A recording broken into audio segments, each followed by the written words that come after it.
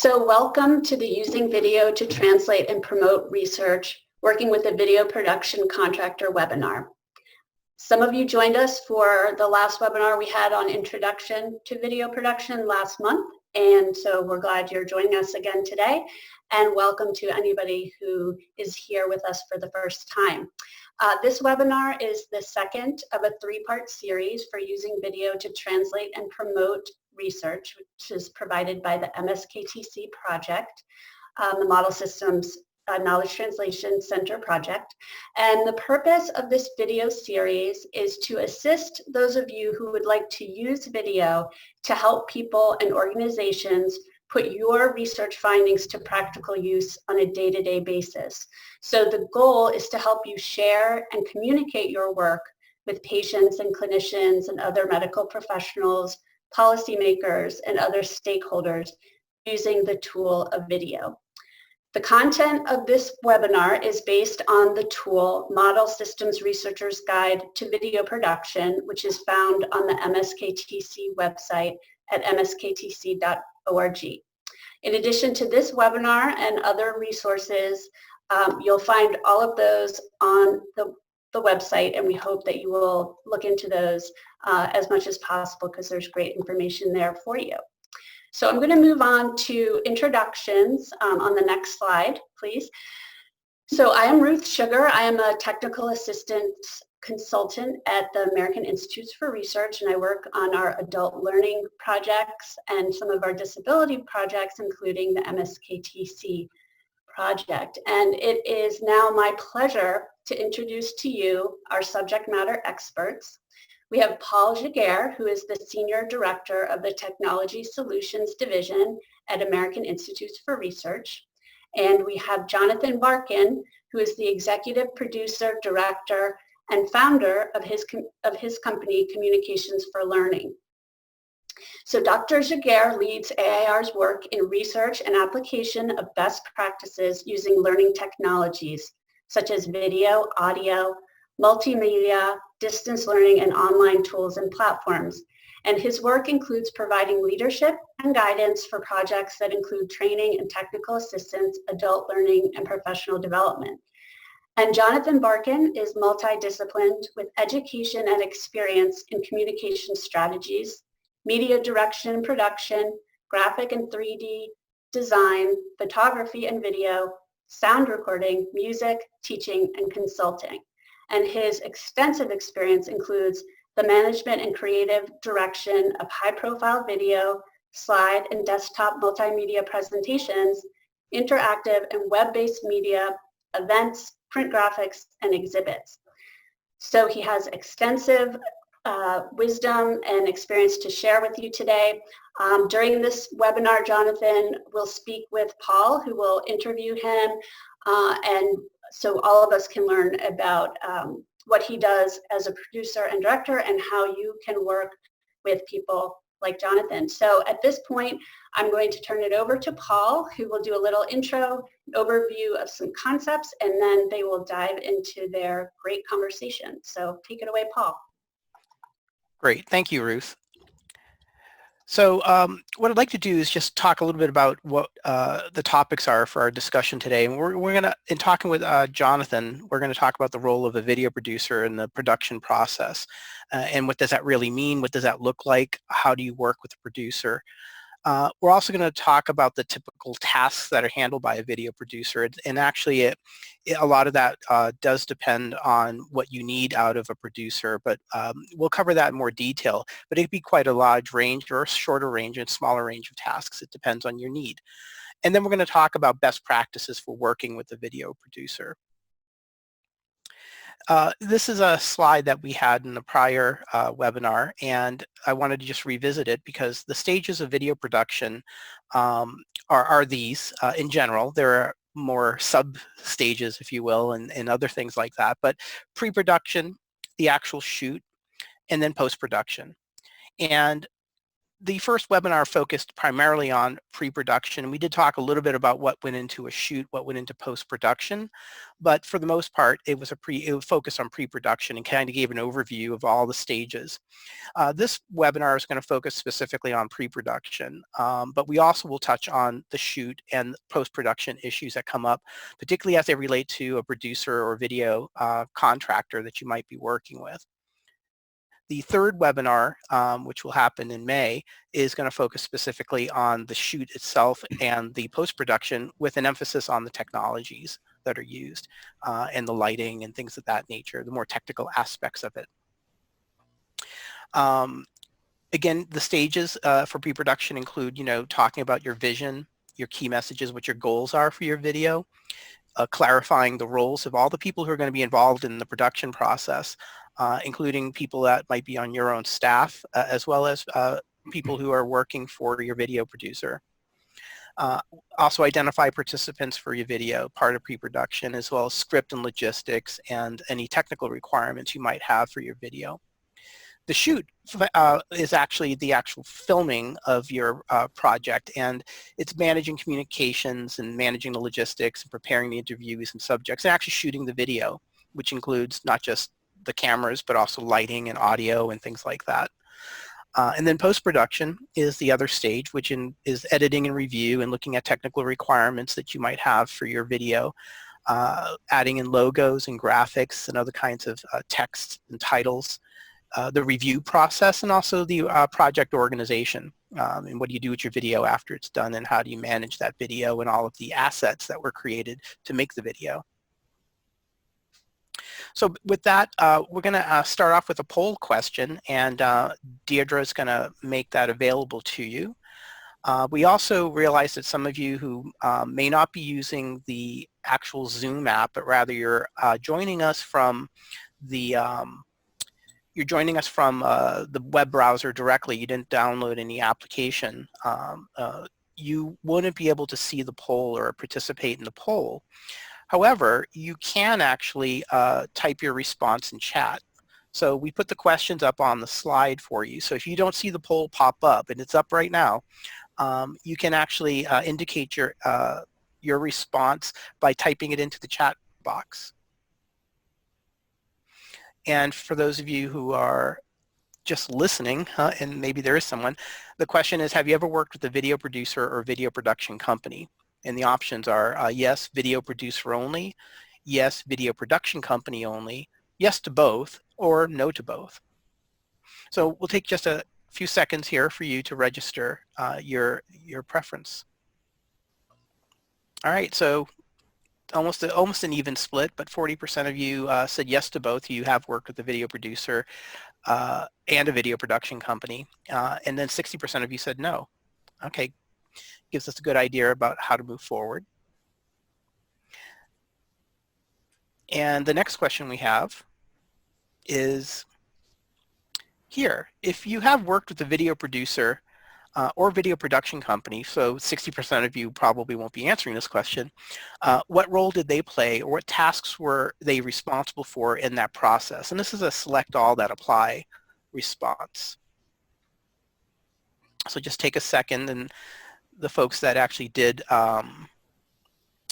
respond that they have worked with the video producer or video production company, what were the tasks that they were responsible for? And we'll just give you a few more seconds. So in working, in terms of the results, the producers, the producer, 100% response on that. Director, 67% response.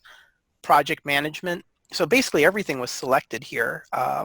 Developing the video outline, script writing, scheduling, logistics, communication, and the technical and filming. It's interesting that the producer and logistics role are the ones that had 100% response, although all of them had at least one response. So that's good. It's quite a wide range. So what I'd like to do is have John Barkan join us on video, and I'm going to stop sharing the PowerPoint for now so that we can just go ahead and talk camera to camera, and I'm going to reposition some things on the screen. As Deirdre mentioned before, in your window in the upper right corner, there's a view button that allows you to switch your view. And the best view, I think, is gallery view. Gallery view will show both myself and John on camera at the same time, rather than the speaker view where whoever's talking fills the entire screen with their video in that moment.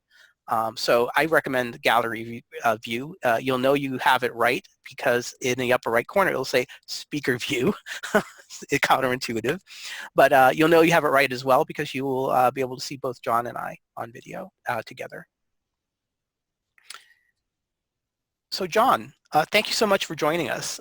This is great. I'm glad we have an opportunity to have you talk more about your work and your role as a producer, and in all the many years of experience you have really helping individuals achieve their outcomes, their video outcomes.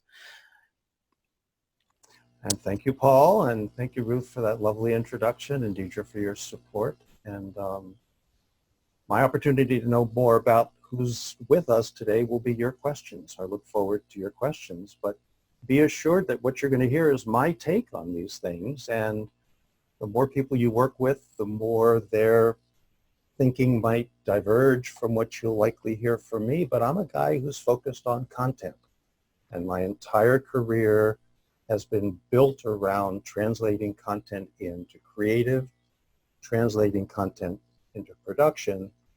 I will say that part of my signature in the work that I've enjoyed throughout my career is adding a little taste of humanity to that work.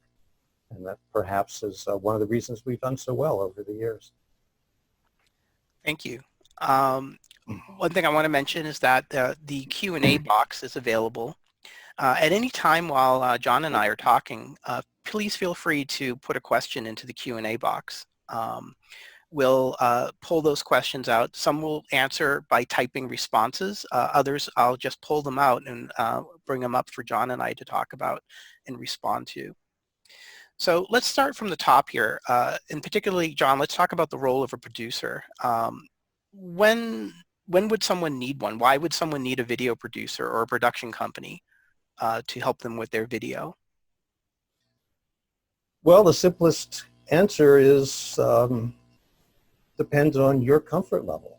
That is to say, what's the scale of the production, but more important, how do you feel about process and managing process? How do you feel about the technology? Is it something that adds to your daily stress, or do you have a comfort level?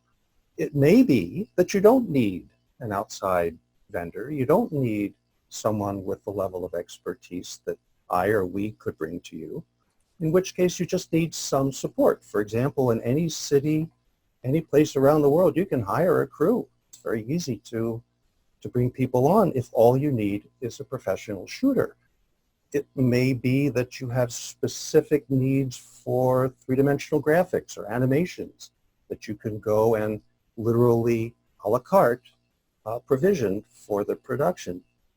Similarly, there are ways to work with local universities or to work with students. I would encourage you, if you go that route, pay them something, anything at all, to get that level of commitment. But again, that may be sufficient, and it's a wonderful opportunity, of course, to share what you're doing with that population, but also get really high quality work with mentorship from that school's faculty. So you're bringing up students, right? So that's one alternative.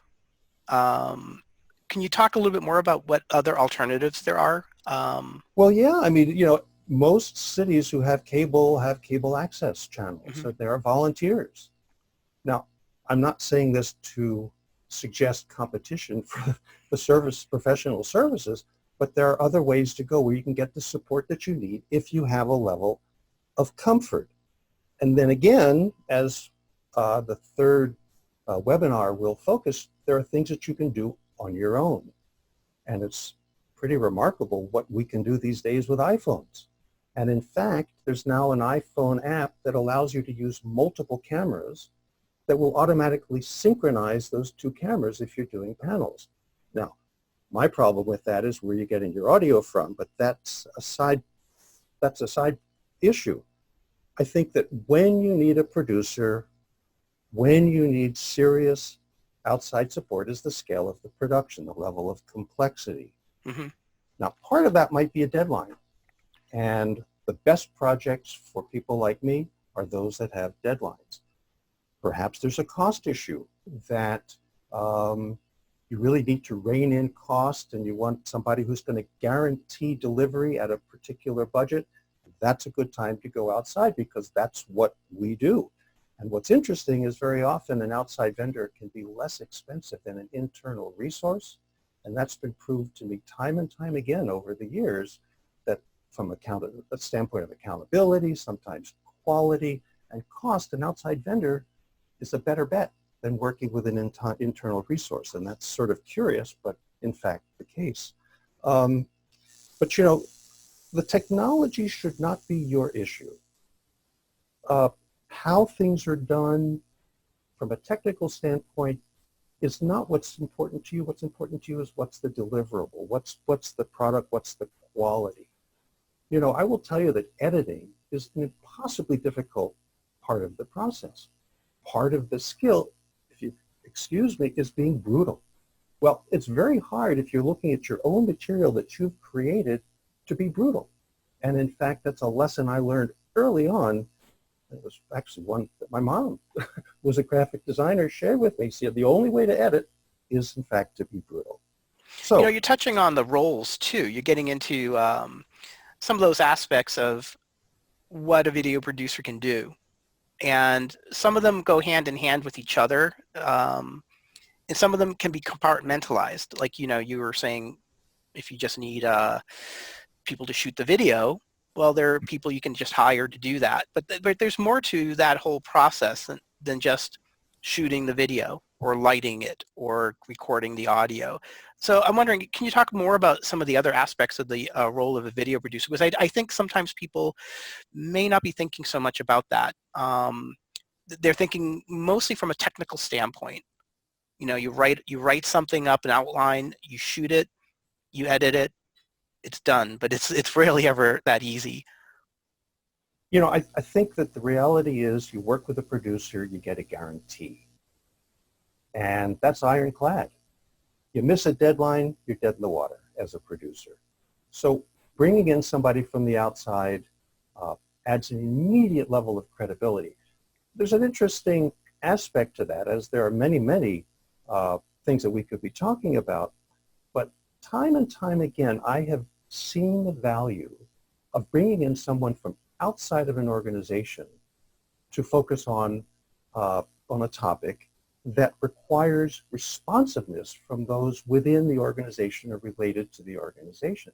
That is to say, they'll take my call perhaps where they don't necessarily take a call from someone internal to an organization.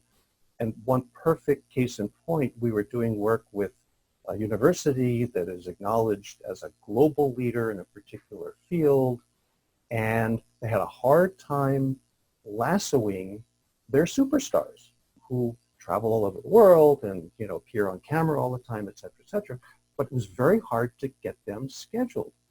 Well, at the time, and this wasn't too long ago, I would start my day at 5 in the morning, and for the first few hours of the day, I was emailing and getting everything organized because we're carrying so much work, and I would email these people at 5 or 6 in the morning. Well, the surprising thing is they would respond to my emails in the morning. And it just proved to me again and again that that's one sort of benefit of bringing in somebody from outside the organization, commands a different kind of attention in the process. Yeah, I mean, I think or the organization, the logistics. I mean, there's a lot of aspects to it. It's not just the technical. You know, I've worked on video projects myself, some of them with you, and I realize how much logistics and planning and implementation play a role in a successful video production. Producers are worriers. Somebody said to me, "What's a producer?" I'd say, "I worry." And frankly, I begin every project. One of the first messages I share with a client is, don't worry about anything, because now that's my problem. And I'm happy to assume that problem. But the reality is what a producer gives to you is a level of project management around budget, around process design, around deadline, around administering, permissions, approvals, etc. Then there's the technical side of production. And when you're a producer and a producer director, you really have to have an understanding of all the elements and all the pieces that combine, the elements of production that combine to make the piece. And then there's the creative piece. And part of what you're buying, and you get what you pay for, but part of what you're buying is that marriage of those aspects of design and production that, again, I can't emphasize more, that's a guarantee. You know, I'm the kind of person, and, you know, my family teases me that I'm a Boy Scout. There's a game plan. Then there's a backup to the game plan, and sometimes I have a backup to the backup. Yeah. You know, there was a time when to show a program, we had to literally say a prayer before you push play. And that experience was the multimedia world. The experience of literally having to say a prayer that everything worked, that things didn't jam, that something didn't poop out on you, teaches you that not only do you have a plan, but you got to back up to the plan. Yeah. A big piece of that is managing the expectation.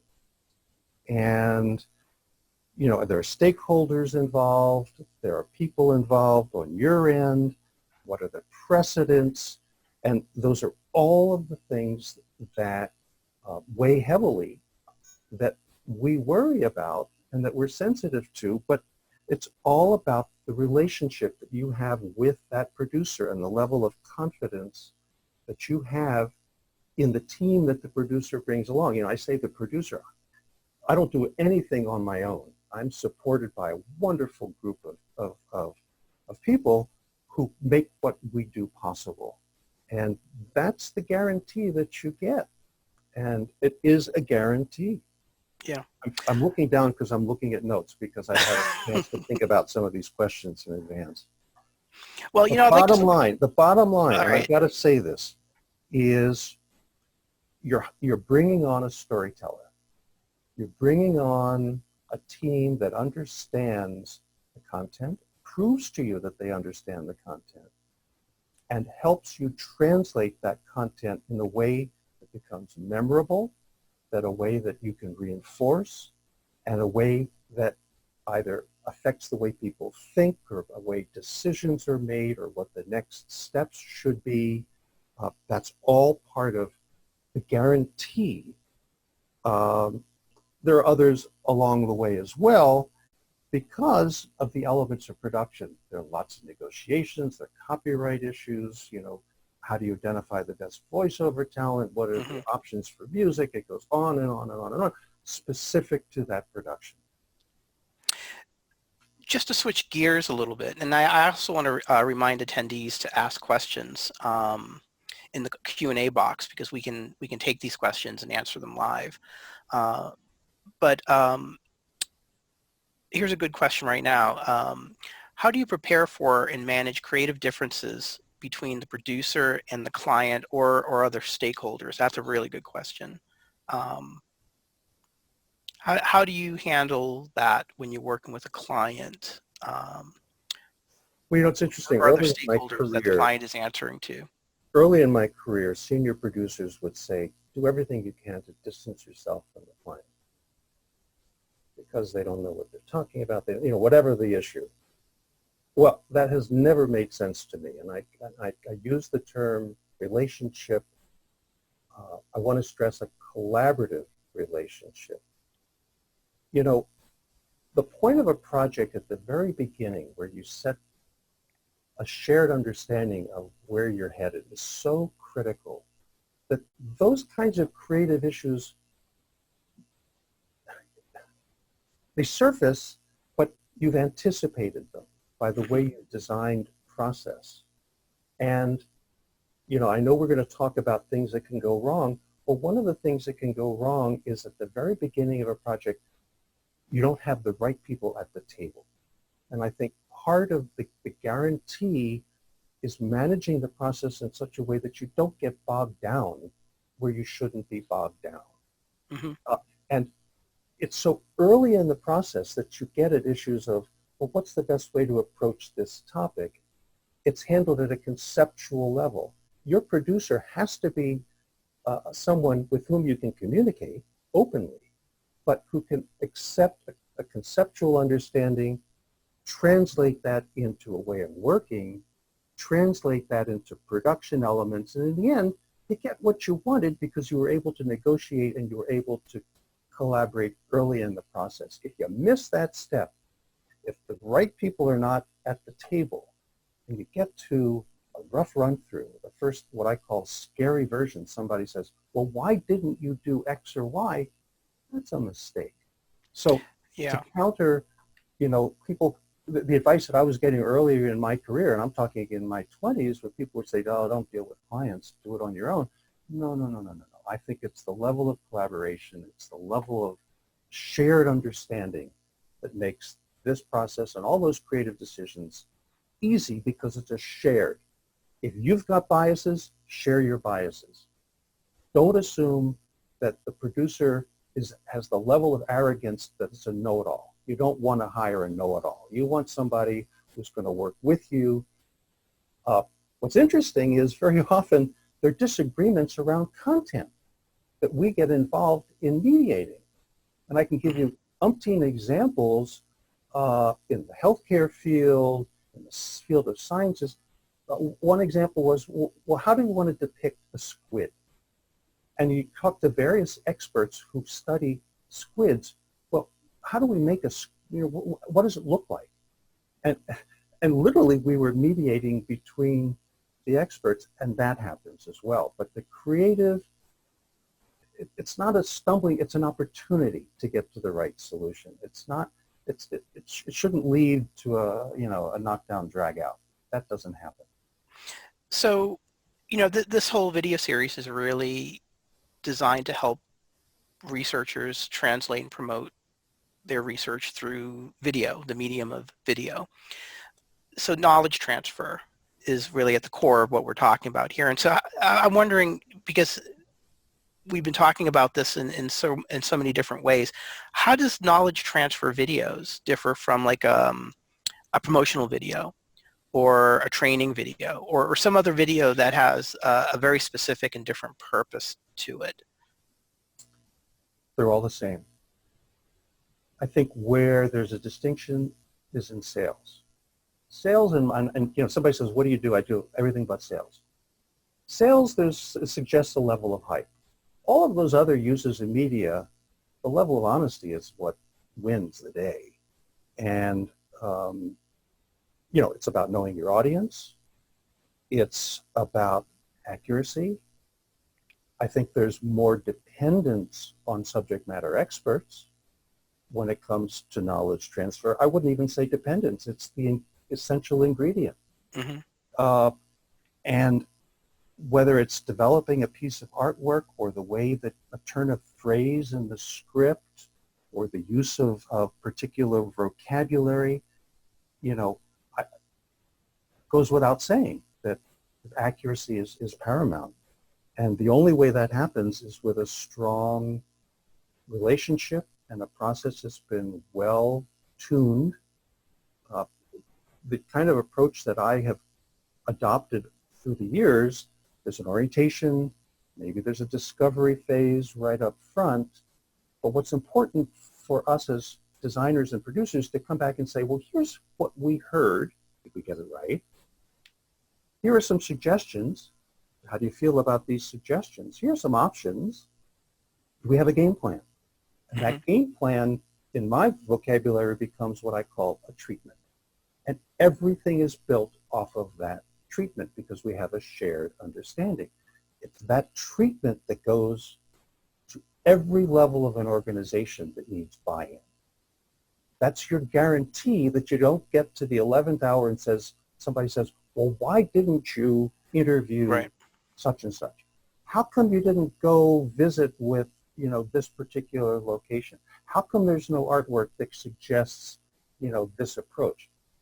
All of that disappears if you have a shared understanding of content, approach to content, and now how am I going to do it within the production? We have a good question that kind of leads off of what you were just saying, John. What do you do when, despite collaborating at the conceptual level in the beginning and discussing in detail, the client is still not satisfied with the final product? How do you handle that kind of? So that's a war story. Yeah. That's a war story, and that's a failure of the producer. That's a producer's failure to manage the process in such a way that everybody who should be involved is involved from the very first moment of that project. Whether it's initial conversation, let's hear your biases, let's hear your point of view. We are really good listeners. That's also what makes a good interviewer. But we are terrific listeners, those of us who produce and direct, you know, video. We have to be. And what that suggests to me is an error that was a producer's error. They didn't handle the process correctly. That should never happen. Those wars, that's that kind of what we call a war story. That should never come up. I hope I've answered it, but it just doesn't happen. It can't. Essentially, every stakeholder should be at the meeting. They should be involved at the very beginning. Everybody matters. Yeah. You know, I've had conversations with people. They say, "Don't use the color blue." Okay, that's really important that I heard. Don't use the color blue. For whatever the reason, you'll never see the color blue because I've heard that up front. And I think it's, again, it's a relationship. It's a collaborative relationship. If you just have a task to do, go by the task. If you want to create a production that meets and exceeds the expectation of your audience, create a collaborative relationship. Mm-hmm. The client is part of our team. That's the way I and we think about working with clients. Though we might be writing the script, though we might be doing all the interviews and we're doing all the travel or booking the cruise around the world or whatever it is we're doing, the client is still part of the team. And I'll tell you something else. As a producer, I have a problem, because there are always problems. The first person who knows that there's a problem is the client. Mm-hmm. And I can't tell you how many times, and I've taught, right? You hear war stories about people who hide the issues. You can't hide the issue. Yeah. You know, the more upfront and the more straight you are in the relationship, the more successful you're going to be in the end. So I hate hearing questions like that because it should not happen. Yeah. Thanks for your response to that. I'd like to switch gears and talk a little bit about the budgeting. I mean, that's a big concern. It's a big issue. Every project has a budget. Some are big. Excuse me. Maybe before we jump to that, I just want to make one other point, and I did look down at my notes because I think it's important. How do we make sure that we really have a level of understanding? Well, I think it's simply stated, assume that we know absolutely nothing about who you are, what you do. We know absolutely nothing about the topic. Now, you tell us, what do we need to know? What's your point of view? What's the level of detail? But assume, no matter how much we do know about that topic, assume that we're at square one. And I think that's part of the guarantee that you know that, and we have to kick it back to you in our documents, and that treatment that I just described is perhaps a first step. Or maybe it's just a content outline, but you have certainty that we heard you and that we got it. So I'm sorry, I didn't mean to interrupt. Oh, no, that's fine. I didn't want to lose that idea because I think it's a bottom line issue. Yeah. The budgeting, I was getting into that particular aspect of it. I mean, every project has a budget. They have a spending limit. They have an idea of how much they can spend on a project. Can you tell us more about that, the budgeting process in general? Like, what kinds of things do you think about when you're talking to a potential client, for instance? And, you know, I speak from my own personal experience. You know, the first question you don't want to ask is, how much do you have to spend? it's kind of like a car salesman in a way, but it really is it does really matter because it can, and the expectations can be really high for the scope of a video, but the budget is not adequate to cover that scope. So what kind of process do you go through when you talk with people? Well, and understand I have had occasion to work on the client side of procurement, so I'll share a little bit of that in a bit. But, I think if you're in the $10,000 to $15,000 range, it's important to know that. If you're in the $20,000 to $30,000 range, that's important. If you're in the 30 to 50, to 50 to 75, to 75 to 100, to 150, these projects can all come in at a very broad range. I mean, they're a $300,000 job. You'd be shocked to see what kind of budgets are thrown at some of the things you're used to watching on TV. But there shouldn't be any mystery. It's a negotiation. You should see a line item budget. You should understand the pieces of the budget. You should understand where there's flexibility in the budget. But perhaps you've brought on somebody like me, for example, to help you figure out what you need to do, what you want, to come up with some ballparks. Then you have a hard spec. You know what it is that you want to buy. You know what the elements are. Now you can get quotes.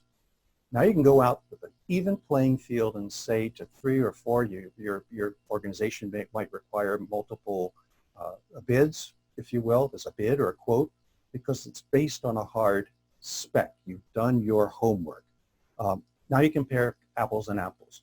Now, I want to do a video about such and such, but it's a request for proposals. Well, my advice to you is be darn sure how you're going to make a decision because you might have a terrific creative approach that's too expensive. What are you going to do? Mm-hmm. How are you going to make that decision? With an RFP, you're leaving yourself open to some difficulties going forward if in fact you only wanted to spend $15,000 and you're getting a terrific proposal, but it's $65,000, you can't even begin to touch it. Right. From my own experience, because nobody comes out with a hard spec, the only way that I can approach a project until I'm locked into a firm fixed price, the only way I can do is with a budget range. Is it going to be 2 or 3 days worth of shooting? Am I going to need 8 or 10 actors? Am I going to spend a week editing, or is it 3 weeks of editing because of all the source material coming in from around the world? I don't know. So all we can do, how difficult is it going to be to get to agreement on the artwork? How much stock footage will we need to buy? Do we want to do original music? These are all ranges in the budget. The most successful approach that I've ever taken is to present low to high ranges with a commitment to come in somewhere in between. Thanks. We have only a few minutes left, John, and I have one question. I'm going to create it as a hybrid question because it was asked in the Q&A box. What should you look for when hiring a producer? How do you find and get in contact with the right one? And I want to add to that question, what are the considerations you should have when hiring a video producer or a production company? What are the things you want to consider? And maybe to add to that, how would you go about finding the right person or company to work with? Track record is everything. If you know somebody who's bought a lot of video, get a referral. Nothing beats personal contact. And, that's the best way that we're found. And I think that from a level of confidence, track record is not awards. Track record in terms of how a producer and a production team has worked with people. You need to be convinced that you're working with a team that can start from the conceptual, help you through ideas to the strategic and the plan to the actual tactical and, getting the job done. I also think that you want to work with a producer who's good with people. There's a lot of coercion, permissions, negotiations that take place very often. There are presentations to be made. There's email. You want somebody who writes well, and is presentable. Plus, if there are interviews involved, somebody who's going to present you and represent you well. in those interviews. You know, beyond that, again, I've heard so many war stories over the years where process has gotten befuddled, and that shouldn't happen. Mm-hmm. So, you know, what is your gut sense about someone's ability to marshal the elements and process to get you to the completion? But, and I suggested earlier something about, you know, you don't want to hire a know-it-all. I think there's a certain level of humility that comes with collaboration on the part of the producer. Yeah, we do know how to do it. We do know the best solutions, but we're willing to, you know, to work with you to get to the right solution for you. So there's a level of mutual respect. If you get a sense that there's a, you know, producer's just entirely too arrogant for your taste, forget it. It's only gonna get worse. I want to ask a follow-up to that. Do you think sometimes it's also useful in our professional lives? We sometimes come across really great examples of videos, and in particular for this audience, for this webinar series, you know, they probably are already pretty familiar with a lot of video that's out there that talks about and shows good examples of the translation of research and the promotion of research through video. Do you think it's worth finding out, like, who did that video? I love that video. It's so great, it's so compelling. I mean, sometimes it might behoove someone to find out, okay, so what company actually developed that video, produced that video for them? Do you think that's also another viable channel? Oh, absolutely. And, you know, the question that I would typically ask at the beginning of a project is, show me something you like. Or conversely, show me something that doesn't work for you. Mm-hmm. And to really understand bias. Because, you know, these are creative decisions built around budget, built around content, but people come with their own biases. And, you know, I'll have clients say to me, I don't want a narrator. So it's all first person. Terrific. Now I know. Mm-hmm. As opposed to somebody who says, no, it's got to be narrated because it's too complicated. I mean, you need to understand these things up front. Yep. Well, John, I want to thank you for joining me and joining this webinar today and sharing your experience and your background and your knowledge about the production of video. But let's wait a minute.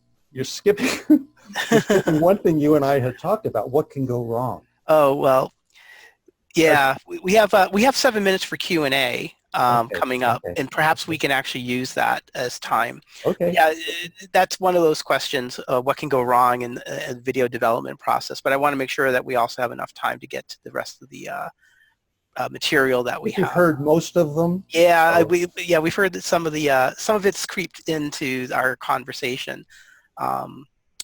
But yeah, why don't we jump to the slides, and then we'll handle any other Q&A that might come up and bring you back on if that's appropriate. Okay. All right, thank you. So, you know, one of the things we've done is we've talked a lot about the role of the video producer. This is, John touched on many of these aspects in our conversation, some a little bit more than others, because they're all important, but some of them are areas that a video producer really can help out quite a bit with. So, you know, creative direction we talked about. We've also talked about the budget, the writing of scripts, the storyboarding aspect as well of how the video is going to play out, what it's going to look like. The logistics is a really big issue, as well as scheduling and planning for the shoot or multiple shoots. The communication aspect John touched on, basically making sure that everyone knows what they're supposed to be doing, where they're supposed to be at any one time. And also the other thing is, we didn't touch on it too much, but it's contracting with the video and audio crew and other support staff. So, you know, a producer brings a lot of talent into play. They know who are the right people for the right tasks, and they're able to bring them together in a way that might not be something that you can do easily. So these are all things that we think of in the role of a video producer. In preparing to talk with a video producer, you know, what you want to do is make sure that you clarify your overall goals. Ask yourself and your team the key questions, and know what your budget is. so you can work with the video producer to determine what's possible with the budget. You also want to know what you want for the final video, and sometimes you're not always exactly clear, but I think if you look at other examples out there, and you've seen really good examples of video that that's what we want to do, collect them and share them with a potential producer. Show them, like, this is something we really love, this is why we really love it, and it gives that person some ideas about how to do that for your video and how to make it work within your budget. Also, understand the production process and make sure that the producer comprehends the requirements of your project. So we have a lot of resources. We have the guide for video that's on the website. We have the prior webinar. We're going to have another one in May. These are all resources that can help you through the production process and understand it so that you can be more effective and able to work more cleanly with your video producer. And as we said, review work samples from potential producers to see if their style matches what you want. Just get a good sense of their work, and you get a good sense then of like how they might work and the quality of what they do for various clients. So I want to see if there's any additional questions that people might have. We have one in here. I think it might have been answered. What, if anything, do you need to address with a producer if you know your video will need to be revised in the future? Oh, this is a good question. Well, John, as you know, sometimes we work on a product together. It's great. The client loves it. Everyone loves the video that you do. But a year later, some things need to be updated. And I think probably more so with videos that are doing translation and promotion of research. Perhaps there's been some development or something has changed and they need to update or revise the video. What do you think people need to keep in mind when that situation has come up, or they think it could come up with a current video project that they want you to work on? In all honesty, it's really not that difficult. It's really about how a script is structured. Those of us who were making videos in the analog days had to think a lot about future changes and revisions to be made. When you were working, with moving tape, you had A and B rolls and C and D rolls and, E and F rolls where you were combining elements, but we would build scripts in such a way that there were hard edit points. These days, with nonlinear video, that is all digital editing, it's a piece of cake, technically. So the issue more is how are you building the script simply to accommodate. But the reality is today's tools, the level of flexibility is unimaginable on the editing side. You can do anything. And the fact that you archive your media, you archive your assets, you can reconstitute the show, you can strip out the voice track and change, those 8 words that have to be changed. Sometimes there are matching issues, when you're changing audio, or you've worked with more than one narrator to accommodate that, and you've foreseen that as an issue. But it's all part of the strategy. It's all part of the plan and knowing that it's coming. But I will tell you that the notion of building in multiple versions from the same show, so where you create the edit points so that it accommodates updates or it accommodates a show that might be 6 minutes, but then where there's a 4-minute version and then there's a 12-minute version, all with the same elements. And it's just all part of the design. It's all part of the script. Great. Yeah, I think given that the technology, as you say, allows you to have that kind of flexibility, I think is a big key factor in being able to do revisions later. You also touched on something that I emphasized in the first webinar, which is an aspect of post-production, which is the archiving of the video and its assets. That's an important thing to make sure that you've talked with the video producer about, what happens, where do all the video assets and all of the files and all the things that make up the video get stored and protected, because down the road, if you do want to do a revision, you need those assets in order to do that. It's an important thing. It's very difficult to edit a final video and do revisions on an MP4 file, video file, than it is to actually have all those assets and be able to work with the producer to load them up again and make some swap outs or some changes.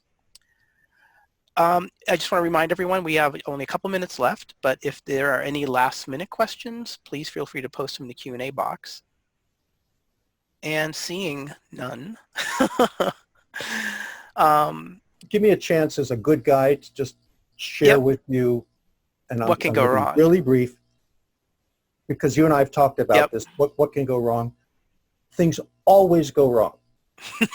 So assume that that's going to happen, and assume that you have a relationship with your producer, that you understand that something has gone wrong, whether it's a technical thing or a particular interview, you had bad media in the record end or whatever. Things happen in production. Sometimes what goes wrong is you've changed the deadline, but you haven't told us. And sometimes we have to push the client, well, wait a minute, we got a deadline. Whose deadline is it? And it gets very frustrating when you slow down the process because of X, Y, and Z, but we're pushing to get the project to the home plate. So again, it's important to share any changes of that kind.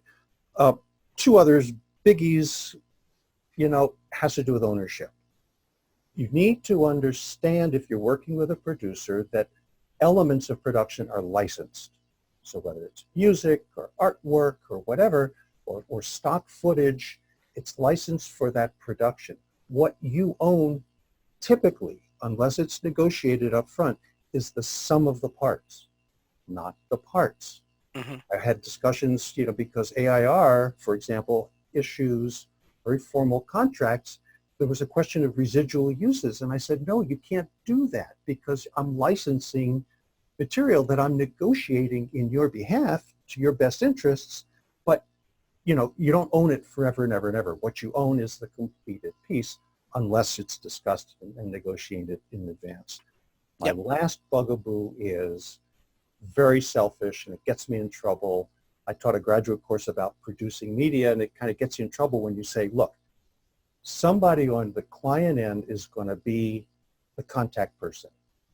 That person has to be open to the creative, open to the way of working, open to the process, and not be a gatekeeper that limits the producer's ability to do his or her job really well. That gets very, very frustrating when you hear back from somebody, oh, well, we've never done it that way before.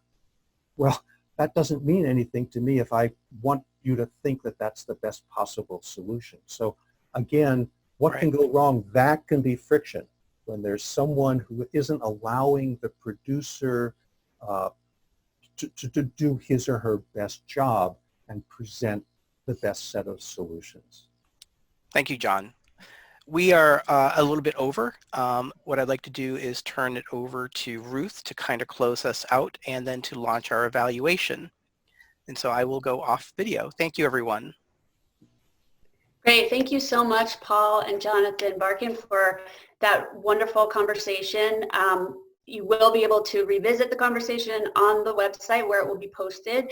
So I'm just showing you a quick screen of where you can find all the resources in the online knowledge translation toolkit. And if you go to develop and test products, which you see in the center there, you can find this webinar. Also, we have the guide to video production, which is an extensive guide that covers all the different stages of production. And we have a worksheet that we developed that is a companion to the guide that really breaks down all these different elements that Jonathan talked about, so that you can assemble your thoughts and really consider some questions that you should be prepared to discuss when you're trying to engage a producer and director. So, and it's also beneficial to just think through all of those things, whether you're working with people internally or hiring a contractor. Next slide, please. So we do have one final webinar in our series that we hope you will join us for. So it will focus on the technical aspects of shooting video, and it's on May 29th, 1:30 to 3, and we will send out email with details about these so you can register for that webinar. And then finally, we have an evaluation that we would like you to answer, fill out, give us your feedback. It will come up in a tab when this webinar closes out. So please take just a minute. It's a short evaluation. We'd love to get your feedback. So again, thank you to our guest, Jonathan Barkan, and to Paul for facilitating this great conversation. And we hope to see you next time. Take care.